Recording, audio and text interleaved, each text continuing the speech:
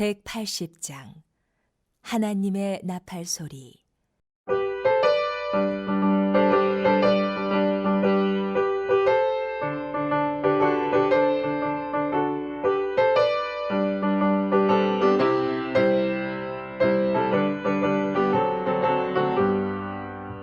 하나님의 나팔 소리 천지진동할 때에 예수 영광 중에 구름 타시고 천사들을 세계 만국 모두 곳에 보내어 구원받은 성도들을 모으리. 나팔 불 때 나의 이름, 나팔 불 때 나의 이름, 나팔 불 때 나의 이름, 부를 때에 잔치 참여하겠네. 무덤 속에 잠자는 자 그때 다시 일어나 영화로운 무한 승리 얻으리. 주가 택한 모든 성도 구름 타고 올라가 공중에서 주의 얼굴 메우리.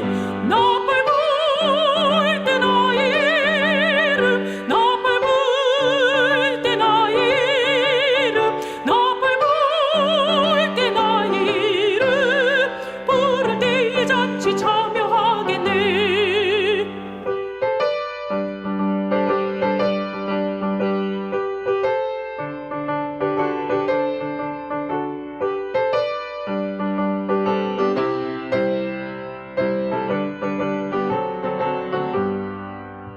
주님 다시 오실 날을 우리 알 수 없으니 항상 기도하고 깨어 있어서 기쁨으로 보좌 앞에 우리 나가서도록 그때까지 참고 기다리겠네.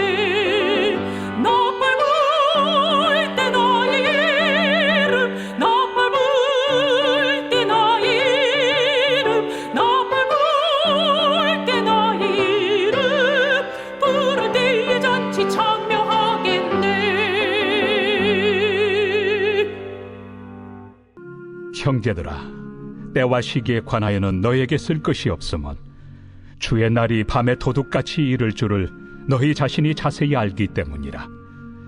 그들이 평안하다 안전하다 할 그때에 임신한 여자에게 해산의 고통이 이름과 같이 멸망이 갑자기 그들에게 이르리니 결코 피하지 못하리라. 형제들아, 너희는 어둠에 있지 아니하매 그날이 도둑같이 너희에게 임하지 못하리니 너희는 다 빛의 아들이요 낮의 아들이라. 우리가 밤이나 어둠에 속하지 아니하나니 그러므로 우리는 다른 이들과 같이 자지 말고 오직 깨어 정신을 차릴지라.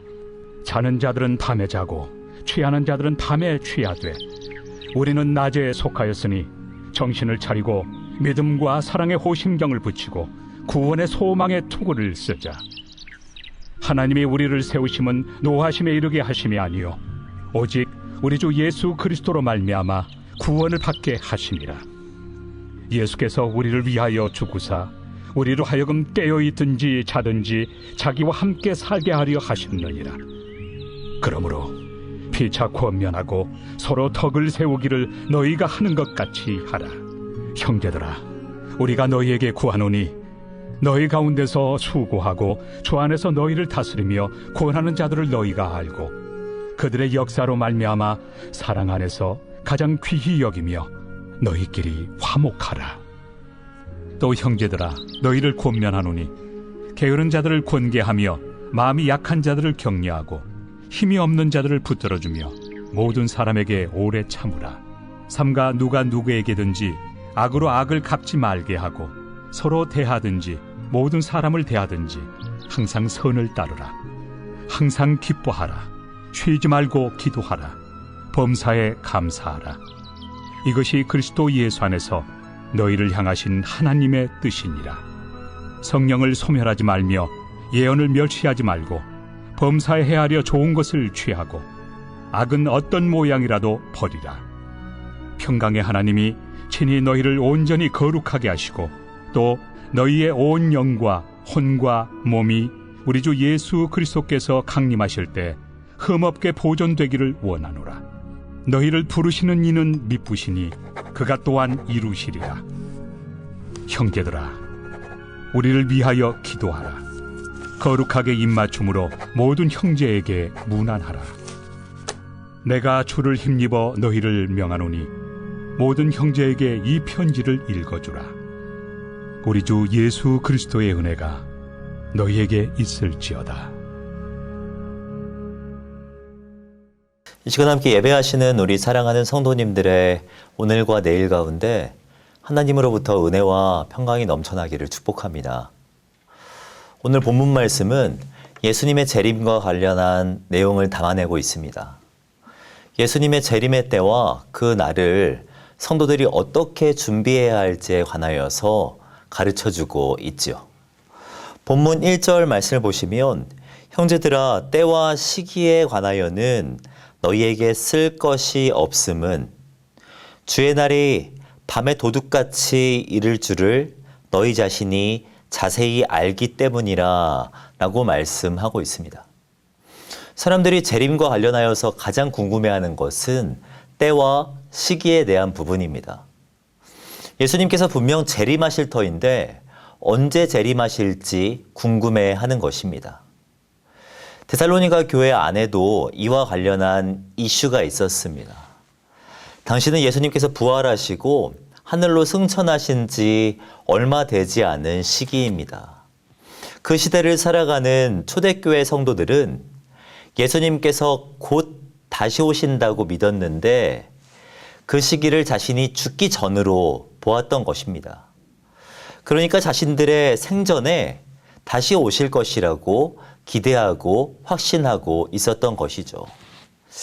그러나 시간이 지나도 예수님은 오시지 않았고 교회 안에 있는 성도들이 죽어가게 된 것입니다.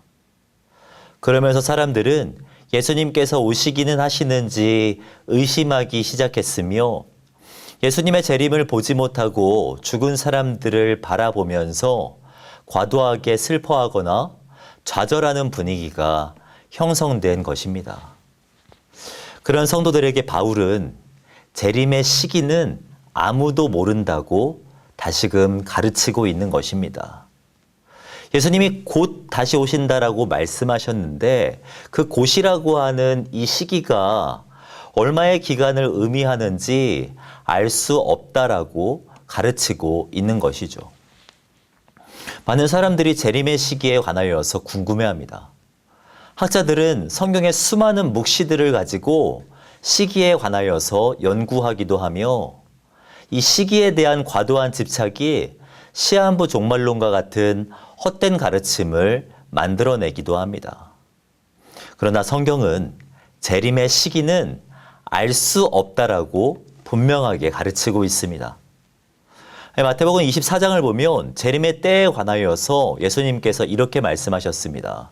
그러나 그 날과 그 때는 아무도 모르나니 하늘의 천사들도 아들도 모르고 오직 아버지만 아시느니라 라고 말씀합니다. 재림의 때는 하나님만 아십니다. 재림의 때에 관하여서 안다고 말하는 사람들이 모르는 것이며 모른다라고 말하는 것이 건강한 재림 신앙인 것입니다. 건강한 재림 신앙이란 비록 예수님이 더디게 오신다라고 느껴질 수 있지만 예수님께서 반드시 다시 오실 것임을 확신하며 매일의 삶을 하나님 앞에서 온전하게 살아내는 것이 건강한 재림 신앙입니다. 예수님의 재림이 기대했던 때보다 늦어지자 예수님의 재림을 의심하거나 부정하는 그룹들이 생겼던 것 같습니다. 그런 이들을 향하여서 바울은 3절에 이렇게 말을 합니다. 그들이 평안하다, 안전하다 할 그때에 임신한 여자가 해산의 고통이 이름과 같이 멸망이 갑자기 그들에게 이르리니 결코 피하지 못하리라. 여기에서 평안하다, 안전하다라고 말하는 사람은 재림에 대한 긴장감이 전혀 없는 사람을 말합니다. 즉, 이 땅에서의 평안과 안정감만을 추구하는 어둠의 자녀들을 의미하죠. 그런 이들이 마주하게 될 결과는 멸망이라고 사도 바울은 가르치고 있습니다.